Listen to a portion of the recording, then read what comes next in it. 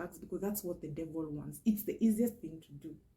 It's what is paraded out there. When you find your man cheating, when you find your wife has squandered the money and is really misusing money, and you have tried to tell him the tabia, it's not working, the easiest thing is to walk away. It's what the world advocates. Don't stay, move. But now you've moved, the next one, because now it's going to become a pattern. You're going to move away from this one, then the next one will have another issue, and the next one will still have an issue. Yet the problem is not, I'm not saying the problem is entirely not your partners, because they also need to fight. Knowing, having known the truth and the importance of keeping the vows, because you, by not working out on it themselves, they are also encouraging you and both of you to walk away from the vows that you made. And we've already we've discussed this in my previous podcast. Walking out of marriage is not an option. Vows are to be kept.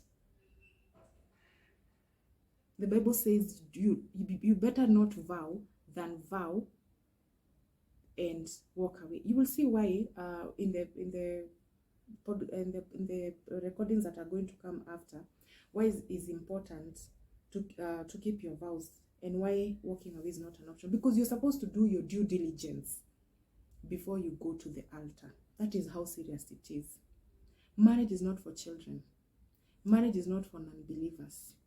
Marriage is not for the faint-hearted who finds something and just walks away. It is not. And if you're in the caliber of those people, do not go to that altar, because you're going to bring more problems to yourself. If you're going to look for happiness, do not go there. Marriage is not for unhappy people. Marriage is not for broken people. Because if you're broken, you'll break other people. If you're hurt, you're going to hurt other people as well. Your children, your husband, and anyone else who's going to be in your household. So walking away is not an option.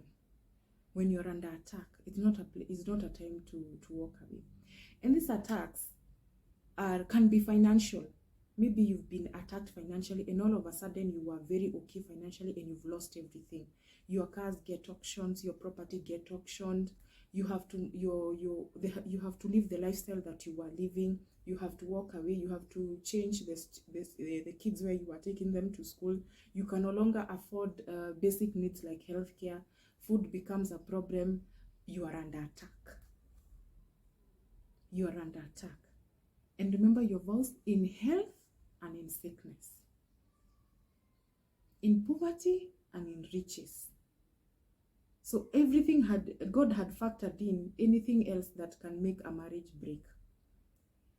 So the riches is also part of them. You cannot walk away because you are under financial attack.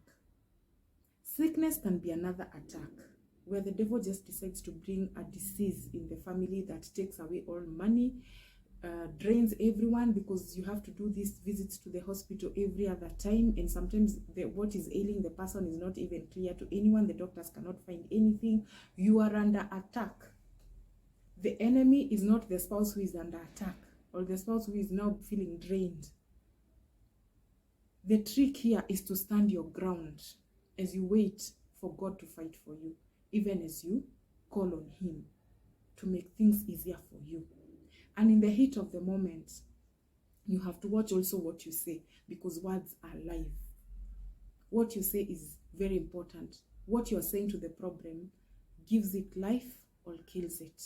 You have to stand your ground and fight on the knee. Therefore, brothers and sisters, I hope this explains to everyone how the fights in marriages are not just as we see them.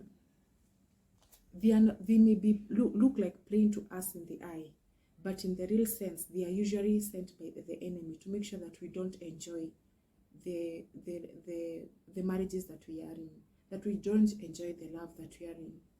Therefore, that is why the Bible says, when you have managed to win over an attack, forgiveness is key. But I think also Christians, we do not understand what we are forgiving, and we still feel like, what if I forgive him, he will still do the same things. What if I forgive her, she'll still do the same things. It was a spiritual attack. Sometimes they had no control, and the devil comes to those who are weak as well. You who also are used to bring those havoc into your family, you must also be faithful. You must also be careful that the devil does not use you again in the same manner. Especially people who are caught cheating tend to always repeat the same. That is why partners feel they do not want to forgive cheating spouses, because they feel like it will become a habit. Now, let's continue. Marriage was God's idea, and you can be sure the devil will fight it. How does the devil creep into your marriage? By changing the original design for what it was meant for. Marriage was meant to offer companionship. So when you're not offering your partner companionship, you're so busy with your boys having road trips and going to places, and you're not offering your wife the companionship needs, you're giving the devil room to enter into your marriage. Because something else or someone else is gonna creep in to offer that shoulder. And for us women, mostly it will be, we'll find chamas, groups to be in, and piga udaku there. And the today woman is very enabled, they have their own money. They will find a group of girls also who can also do their road trips or go to those chamas and those funny things some of them engage in. So do not give the devil room by changing the original design for what marriage was meant for. God intended that we be of service to one another in marriage. And there's a saying I keep saying in my recordings. I usually say that you don't go into marriage expecting to get. Go into marriage expecting to give, so that you can be of service to the other person while fulfilling what was intended for us.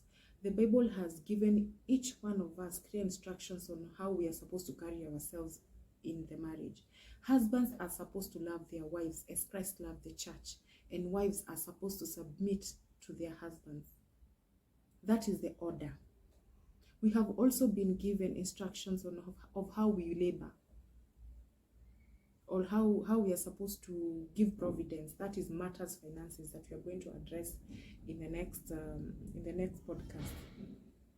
So when you are not giving your partner, you're not practicing the acts of service to your partner, you're giving room to the devil. Your wife has asked you to pick something from the supermarket because she was not able to, and she's come home because of the kids. She came home running because of the kids and the house chores, and to make sure there's a hot meal for you when you come back. And you feel apana, your boys are more important, or your work is more important, or chilling out there in clubs is more important. You're gonna put a negative burden in her heart for you, and she'll not be able to submit to you. So you're even causing your partner to sin. Because you see, the Bible is also clear on what we should do, all of us. So if you fail to do your part, you make the other person also not to do their part. The devil's intention is to kill, destroy. So once the devil gains access into your marriage and to your home, chances are that all of you will have distress. Nobody will have an easy time. And the devil will come in many ways. It could be that house girl you brought into the house and you've made her a king of your home, that they can talk to your husband the way they want, or they can talk to the wife the way they want. You've put your workers so high that they don't respect your partner. That is the devil you're giving room. It could be your relatives, both sides, the girl's relatives and the man's relatives, that you've allowed to talk to your spouse the way they want and to trample all over your marriage. You're setting up yourself for failure, because they will manage to destroy and they'll manage to separate you people. And that you have led your partner into sin, and yourself also, because now that is a marriage headed to divorce because of something that could have been prevented. And that is why the Bible says a man shall leave his home and the wife likewise, and be joined together. Most of these people that are having these problems have not left home. You need to leave home so that you can make your own home. You see, everything is documented for us. And we are making our marriages so hard because we are failing to honor what the manual, because God has given us the manual of making our marriages work. You shall leave your mother and father as a man. And I'm addressing the men because they are the ones who usually have a problem of leaving home. We ladies never leave home very easily, but men keep on going back home. They keep on cringing into their mothers and to their fathers, and therefore making the wives like the other person. You are the one who came, and you're expecting her to find a home in this home. She'll always be an outsider because you have made her look like an outsider.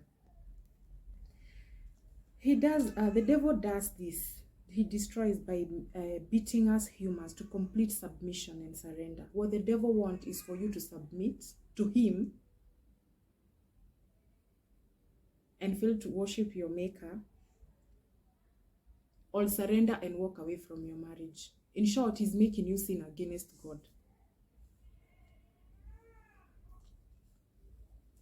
The devil will send spirits to weaken you and to make you weaker.